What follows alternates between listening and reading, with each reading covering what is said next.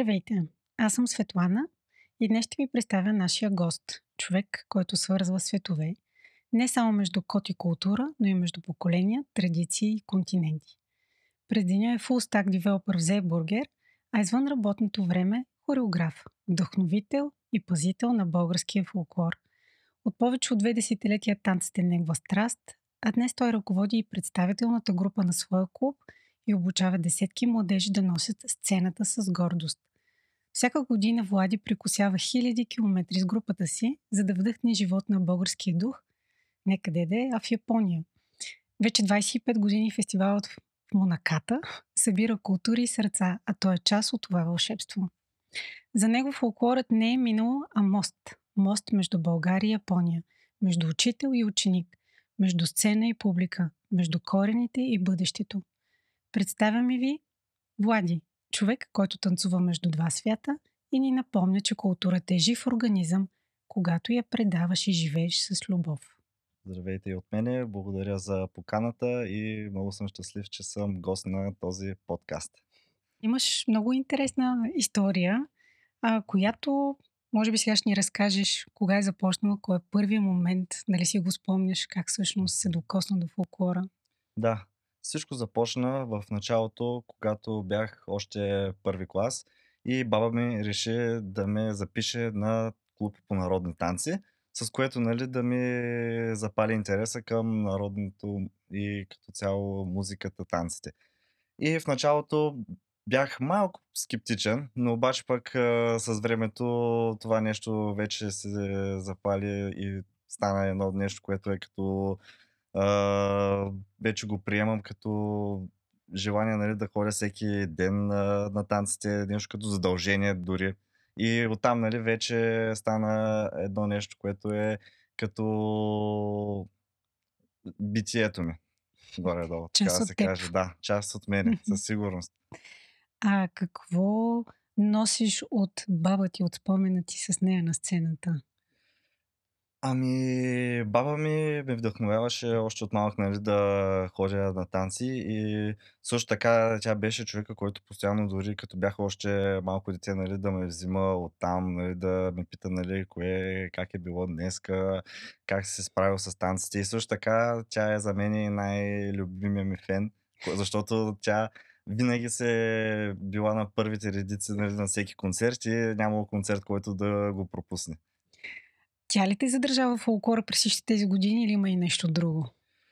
Ами, в началото да, защото не трябваше да направи тази стъпка, този тласък, нали, но вече след това просто вече се запалих много и също така от това, което тя беше ми казвала, нали, през годините, че нали, представителният състав в клуб Арсенал ходят в Япония всяка година. И тогава, нали, още от тогава ми стана много интересно и си казах, искам един ден и аз да бъда там.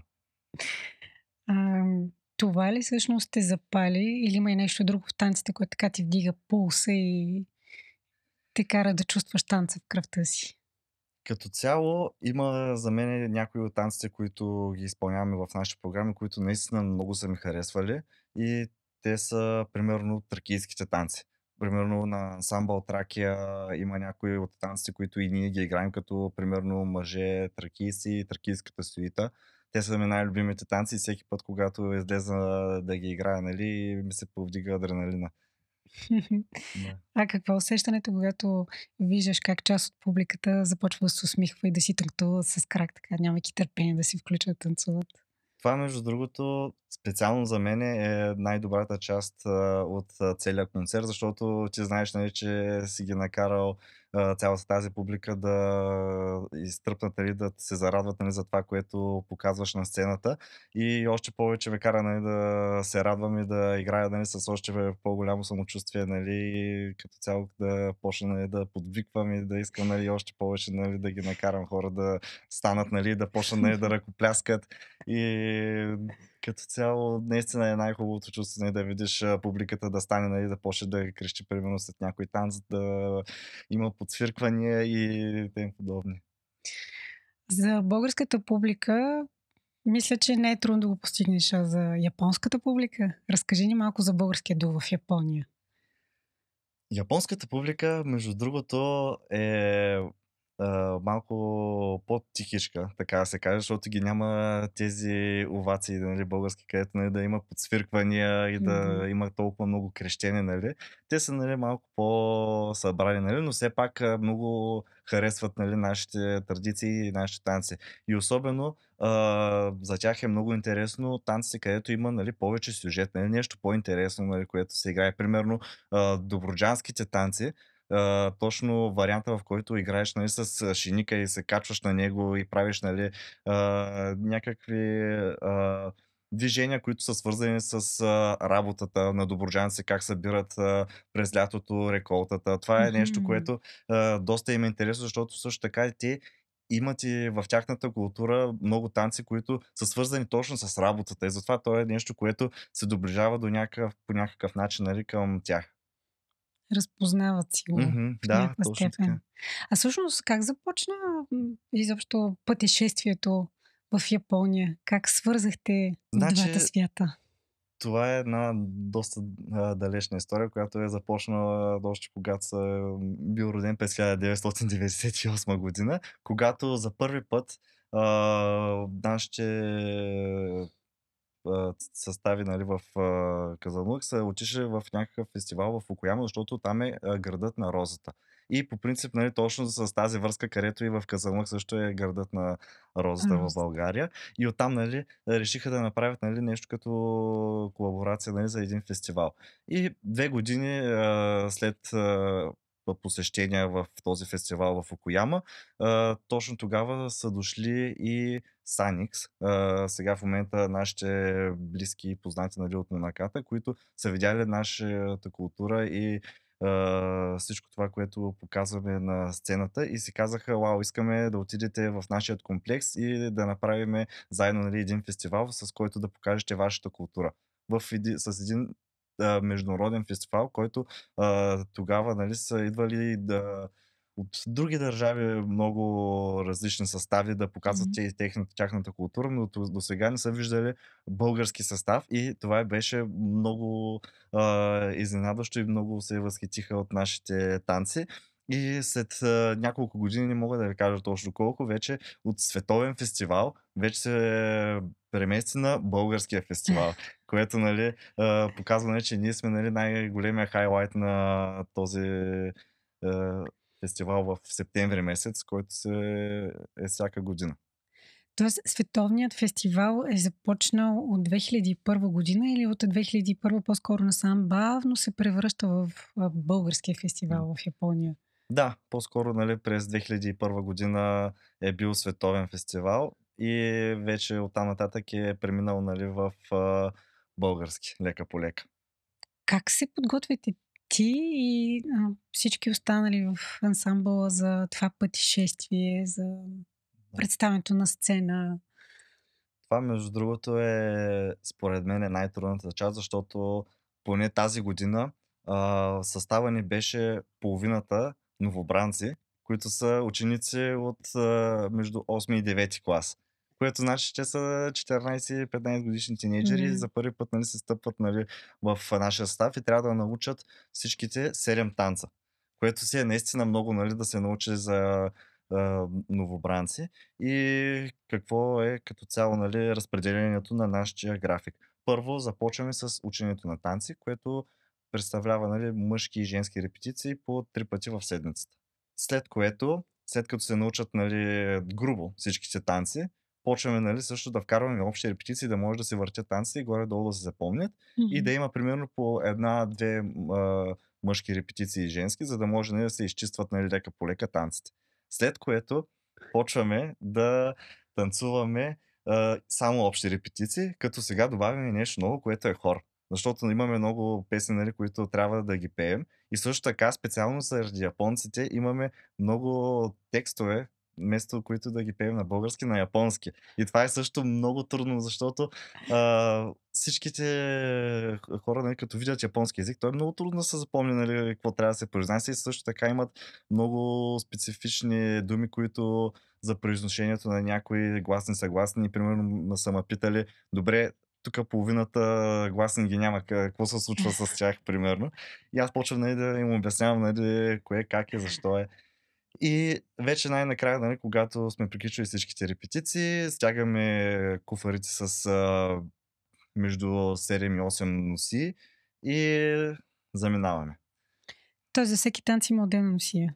Ами да, горе-долу нали, за всеки танц имаме отделно носи и трябва да се преобличаме между танците и затова трябва да е много хубаво построена програмата, за да може всичко да се получи, защото понякога има някои бързи преобличания, които трябва да смениш цяла носия примерно за 4 минути, което е доста екстремно наистина.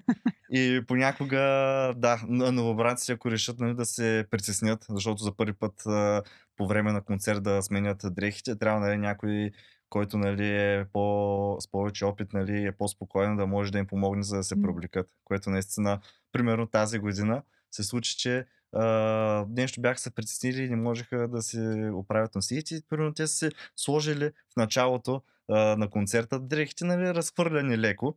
И аз преди това ги събрах на едно място, нали, подредих им ги нали, в правилен ред, че да може нали, да всичко да е подредено. И после аз помних нали, кое къде и на секундата само отивам и прибличам примерно 3 човека за 1 минута, което наистина беше доста екстремно. Тоест спазвате прословутата японска точност. О, да. Добре, т.е. вие репетирате през цялото лято, общо взето. То даже бих казал, че почваме от декември месец горе-долу. Да. Дълъг е периода. Да. Но хващате и горещите летни дни в България, защото, доколкото ми е известно, фестивал е септември-октомври. Да. По това време в Япония обикновено са над 40 градуса. Как се справяте с жегата и с влагата там? Това е най-болезненото нещо, което да излезеш навънка, защото по принцип там в този японски фестивал ние сме отвънка на полянките и играем там. Да. И точно тогава, когато е примерно 12 часа, 1-2, когато е най-голямата жега, те ни казват, почвайте да играете, няма проблеми. И изнасяме участие от примерно 20-30 минути, след което правиме малка пауза от половин час, след това още едно участие 20-30 минути. Но в момента, който излезеш да играеш, в момента, който приключи това участие, ти си вир вода.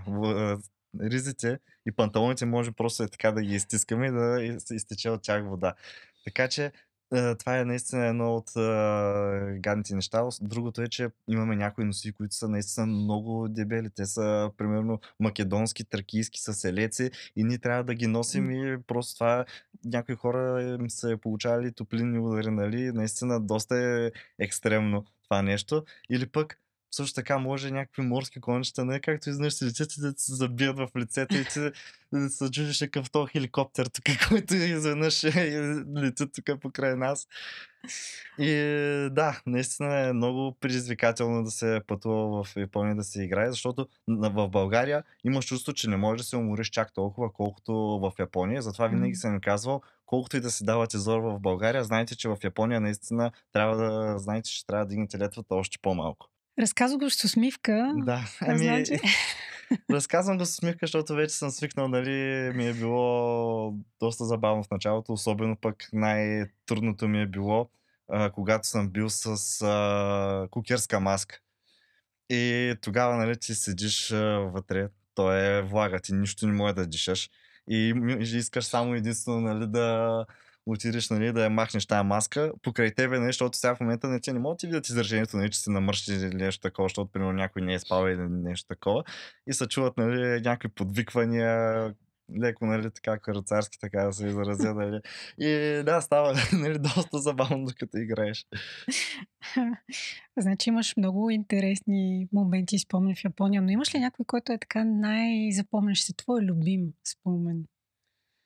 Да, имам един мой любим спомен. Това ни беше ходенето в Токио, което също така му казах и спартанското ходене, защото в Токио тогава имахме един концерт и бяхме 2 нощувки. Проблема е, че ние толкова искахме да се разхождаме из Токио, че ние не спахме. И оттам, нали, бях се записал, нали, че имахме рекордните 2 часа и половина сън за двата дена общо. И горе-долу какъв ни беше, списъка. Значи, играем каквото ще се играе през деня. Първия ден хубавото беше, нали, че не беше участието с концерта, за да може, нали, да имаме най-много енергия. Защото ако беше примерно втория ден, не мисля, че някой щеше да оцелее. Ама 5 часа вечерта излизаме навънка и си казваме: „Ще се разхождаме из Токио.“ Това го правиме до 7 сутринта. Буквално. И това е най-интересно, защото е мегаполис Токио. Ти се разхождаш и се обикаляш само една малка част от центъра на Токио, което е, нали, интересното. И бяхме заснели, нали, че имахме рекордните 80 000 крачки за двата дена, което, нали, може да ти каже, нали, колко наистина сме пътували из Токио, но тогава ми беше много готино, защото видяхме и найтлайфа в Токио, видяхме доста забележителности, като примерно Токио Sky 3, ходихме да видим палата на императора, видяхме и най-готината запазена старинна станция Токио Стейшън и наистина доста беше запомнящо се. В Асакуса, били ли сте Не, за тази жалост, стара? не успяхме, нали, Следващия но път. следващия път, когато ни заведат Да. Токио. Ако трябва да опишеш японската публика с две-три думи, кои биха били най-подходящи? Ами, едната дума, нали, която бих казал, нали, че са, нали, доста, така да се каже, тихи, защото, нали, те не са точно такива буйни, нали, като българите, но обаче също така отново, нали, го има това, че те са доста добронамерени и винаги, нали, когато дори се е случвало някой нещо да се случи, нали, примерно да обърка или да е малко по-визуално, никой не е, нали, а, решил, нали, да се покаже, да посочи с пръст, нали, нещо, нали, да ти каже. И в сравнение с България, което съм го виждал, нали, примерно, имали сме някакви изцепки, да кажем, някой дали се изтърве нещо, шиника почне да го гони. И тогава, нали, чуваш от публиката как почват някой да се хили и нещо такова, нали. М. И да, такива неща в Япония не съм виждал, нали, и точно това е нещо, което доста уважавам в тях. Да, ти описа различията в публиката и действително като народи сме доста различни, но според теб какво ни свързва?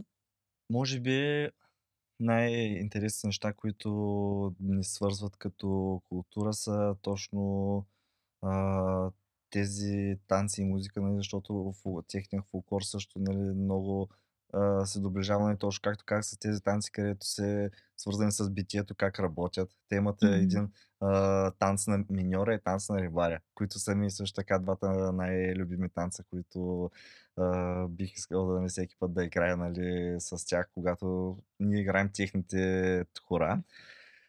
Също така, друго нещо, което, нали, е интересно за тяхната култура е, че те също така използват доста барабани, нали, в Мгм. техните инструментали и също е много интересно, нали, да чуеш, нали, как сме били примерно в детска градина и идват някакви дечица на по 4-5 годинки и почват, нали, да ти правят някаква музика, нали, с барабаните. Всички са в синхрон и ние сме шашнати, защото как така изведнъж, нали, 4 Да. годишни деца свирят перфектно, нали, в синхрон и то нещо, което е доста, така да се каже, поне за нас трудно е за изпълнение. И наистина това е нещо, което доста ни хареса, че и те, нали, харесват музиката и да обичат да танцуват. И може би и дълбоката връзка с фолклора, с земята. Мгм, да, това също може да се каже, нали, че е доста М, важно. да. Опитвам се да открия корените на шинто, нали, Мгм, тяхната философия в нашия фолклор. мгм. Може би има тази връзка. Замислял ли си се? М, Като цяло мисля, че не съм се замислил толкова много и не съм сигурен дали може би имаме нещо като връзка. Но като цяло, примерно, нещо, което съм забелязал, нали, че когато, нали, ние сме правили, нали, поклон, нали, по българския начин, нали, в Япония, където, нали, се молим, нали, те са ни гледали малко странно, нали, защото за тях това е наистина доста странно като религия, нали. Да. За тях по принцип хората, които са починали, нали, за тях им е щастливо, нали, за тях, нали, и това е нещо, което доста е противоположно на нашата култура, нали. И да, това е нещо, което наистина ми направи едно от големите впечатления в Япония. Като различие. Да, като различие. Поделили ли са ти от японската публика какво са почувствали, като са ви гледали или когато са се присъединявали към хорото? Между другото, освен нали, големите шефове, които са в Саникс, които всяка година нали, ни казват колко много са ни харесвали нали, концертите и участията, ние сме М. също така изградили приятелство с доста хора от самата Монаката. И примерно имаме две приятелки, Сая и Елиса, които всяка година идват при нас нали, да ни видят, нали, забавляват се с нас. И всеки път ни гледат концертите и винаги са ни давали, примерно, фидбак, какво нали, са им харесали тая година. Примерно, какво се е случило, да кажем, нали, видяли са оптука, някое момче, нали, нещо беше малко по-намръщен, докато играеше или нещо такова, Мгм. нали, винаги са ни давали обратна връзка и винаги сме се радвали нали, да си говорим с тях по темата за танците. Тоест, те са вашите постоянни фенки в Япония. Да, и даже бих казал, че вече са ни приятели. Даже интересното е, че Лиса, тя дойде на сватбата на един от старите ни танцори в България Мгм. и тя доста беше се очудила как правим истинската българска сватба, защото това е нещо, вика, че е толкова по-различно от японската традиция. И тя също дойде с кимоно, нали, да бъде представителна за японското и това беше наистина най-хубавият ни момент тогава. Страхотен Да. жест. Да. Ти ни разказа, че си бил в Токио. Токио те е грабнал, но си Мгм. бил и в други градове в Япония. Може да Мгм. ни кажеш кой от тях ти допадна също толкова много, колкото Токио? Другите градове, които съм посещавал, нали, освен Монаката, където сме постоянно в Да. комплекса, са областният град Фукуока, който е в южната част на Токио, най-големият град. Също така съм посещавал нали, едни от по-интересните за мен градове, които са Хирошима и Арита. Хирошима, нали, знаете с какво е известно, нали? Няма какво да, нали, да добавям за него, но може би за Арита мога да спомена, че това е градът на порцелана и това е най-известният град, в който се правят порцеланови изделия. И там всъщност Саникс, шефа, има един голям дворец. И този дворец всеки път ходихме на малък фестивал, в който нали, да играеме и Мгм. виждахме нали, точно някакви сергийки, които се правиха японски. Ние отиваме и правиме по няколко участия си през деня. И е много забавно, нали? И накрая на вечерта ни водят на един хотел. И този хотел, нали, ние в първата година, когато бях, нали, се притеснях, нали, да кажа сега къде ще ни заведат, дали ще е някакво хубаво място или нещо такова. И в същото време отиваме в един грамаден хотел, който беше на 14 етажа и беше точно в архитектурата по традиционен японски стил. И влизаш вътре в стаешките, там са само с татамита, няма легла, спиш на земята, имаше само нали, възглавници и завивки. М. И също така беше с тези дървените плъзгащи врати. Имаше също така и от техните като кимонота, но обаче са нали, по-скоро като халати направени, за да може нали, да отидеш после на тяхната японска баня. И тогава, нали, поне в комплекса, тя беше някаква нормална нали, баня, нали, не беше нищо специално, но там беше от тип онсен, така се казва, които са от минералните бани. И излизаш в едно малко басейнче извън сградата и там нали, имаш природа, виждаш реката и беше М. много, така да се каже, интересно за мен, защото до сега не съм бил на такова място. И също така имаше и сауна и такъв леден басейн и също това беше нали, другото нещо, което сме ходили там и винаги, всяка година, когато сме били в Арита, сме нямали търпение нали, да отидем там. Но за жалост заради ковида, когато ги М. удари и тях кризата, трябваше да продадат двореца и сега малко след като свърши ковида ми липсва много този град и затова може би това ми е най-запомнящия се град. В Япония, предполагам, че в този хотел, традиционния Риокан, са ви сервирали традиционна японска храна. О, да, това беше, а, да кажем, за една малка част от хората доста Предизвикателно. готино преживяване, защото ни Готино. хареса храната. Но обаче имаше някои хора, които по принцип не харесват много традиционната японска храна и то беше примерно някакви водорасли, гъби, които нали, че ги слагат в една тенджерка, нали, да си ги свариш, нали, за да си ги Сам да. изядеш ти. И това беше нали, нещо, което не им хареса много като ядене и горе-долу почти нищо не бяха яли. Също така имаше тофу, имаше ориз, обаче с сложен отстрани нато. А пък натото е ферментирала соя и има просто вкус на джибри и тя е също така много лепкава и остават едни такива лепкави конци и после като го отхапиш нещо там и то ти остава по лицето и то е някакво много гадно на текстура. И наистина, поне лично на мен ми хареса голяма част от храната, но имаше някои хора, които наистина не можеха да ги ядат. А, имате шанс в Япония да ядете българско кисело мляко. Доколкото знам, те са големи фенове. О, да, между другото, в Осака, също един от градовете, които посетихме тази година, отидахме на най-голямото международно експо, което всяка година, нали, на всеки 5 години по-скоро го хостват в някои от Мгм. държавите и просто тази година беше се паднало на 25 годишната с японците да бъде там. И също така то беше забавно, нали, че то се пада нали, 2025-та, 25 Да. годишната и те си Аха. казаха няма как да не ни заведат на това експо. И там представяхме също така пред българската част, българската сграда, народни танци и главното нещо, което те показваха е точно тази бактерия, която използваме нали, в нашото кисело мляко лактус бациликус. И интересно е, че всъщност те разказаха там в една като малка презентация, че всяка година японците взимат един голям самолет, който имат горе-долу за цяла година да изнасят тази бактерия, че да могат да произвеждат всеки път българското кисело мляко, защото там единственото кисело мляко, което се яде, нали, е българското кисело мляко и това е наистина нещо, което се шашнах, нали, когато примерно отидеш в някоя детска градина и ти кажат какво знаете, нали, за България? И те винаги казват киселото Кизела. мляко. Добре. Видял си доста неща в Япония, но Мгм. кое е това, което е вау, което не си видял никъде другаде? В началото, когато дойдох, все пак бях още ученик и първото нещо, където ми Да. закараха, нали, да правим участие, беше в японско училище. И там отиваме на входа на японското училище и те ни казват, събуйте се пред входа и си служете чехли. И аз само седя и викаме, как така? Влизам в училището с личните обувки, да, как така изведнъж нали, ще си слагаме, ще си ги сваляме обувките. И те казаха, да, това по принцип си е така, нали, в Япония всичките училища, това им е практика, нали, да се събуваш отпреди и после нали, да си слагаш чехлите. Да, хубаво.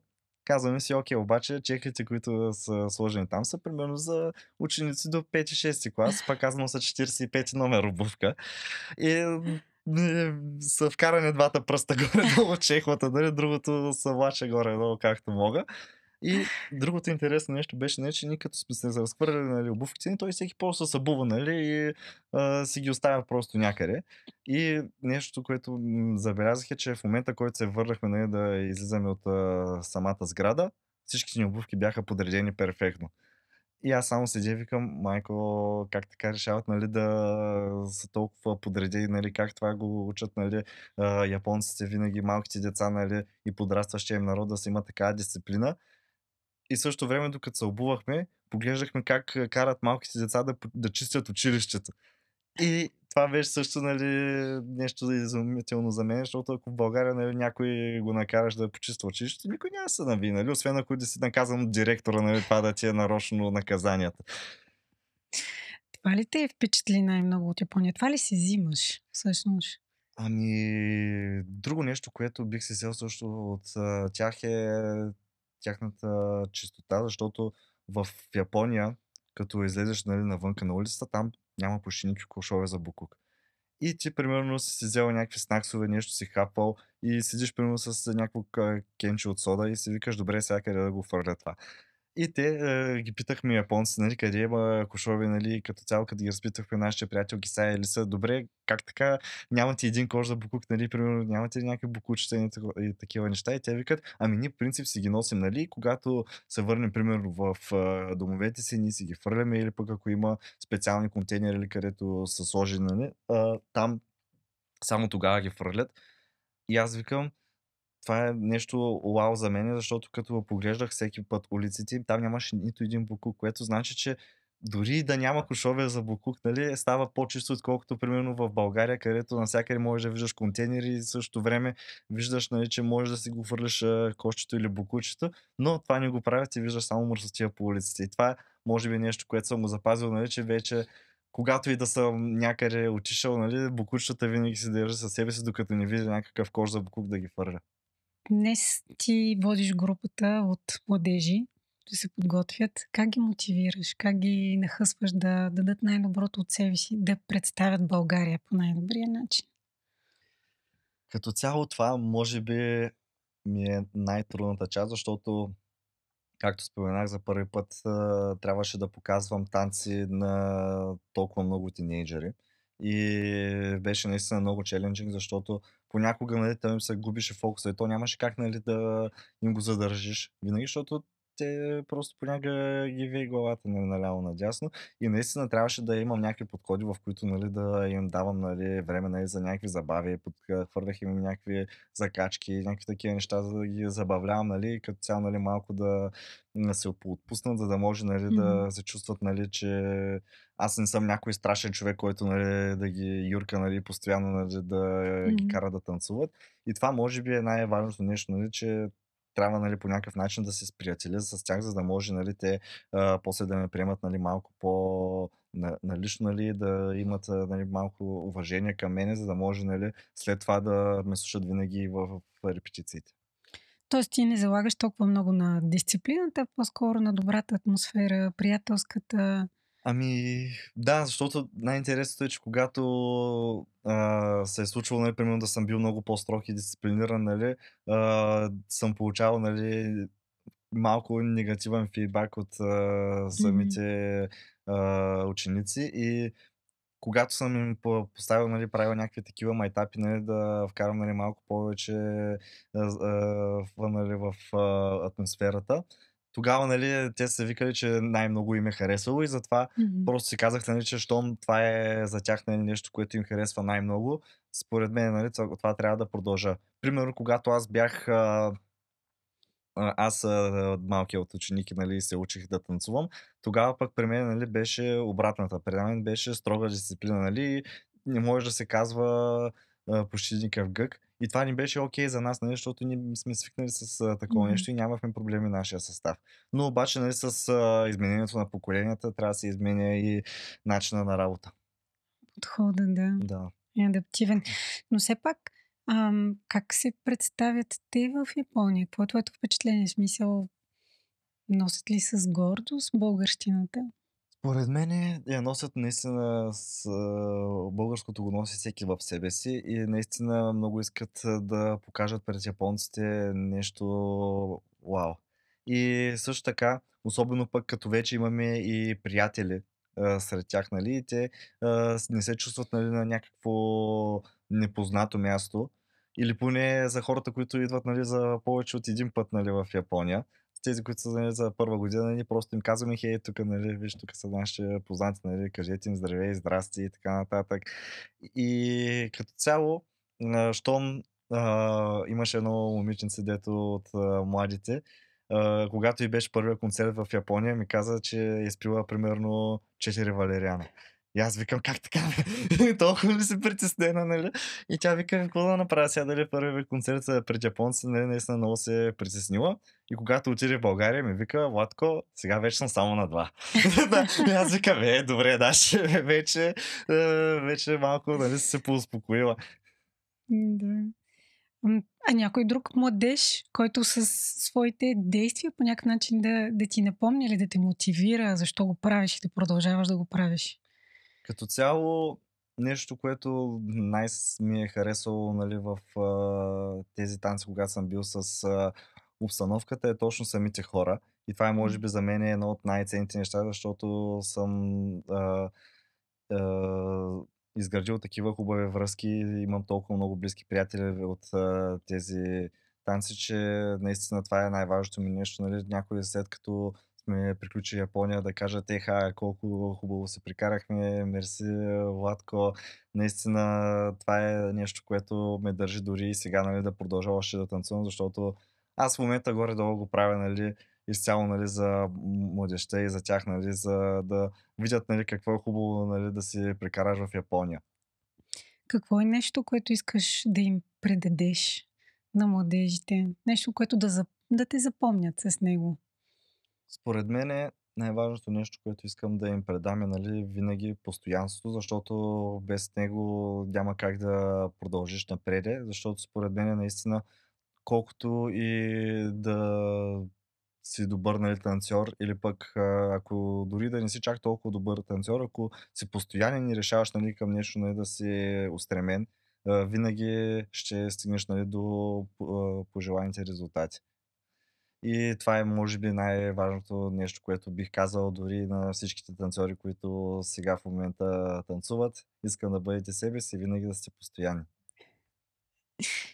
Благодарим ти, Влади, че беше наш гост. А на вас, драги зрители, благодарим за отделеното време, внимание и ви очакваме на следващия подкаст.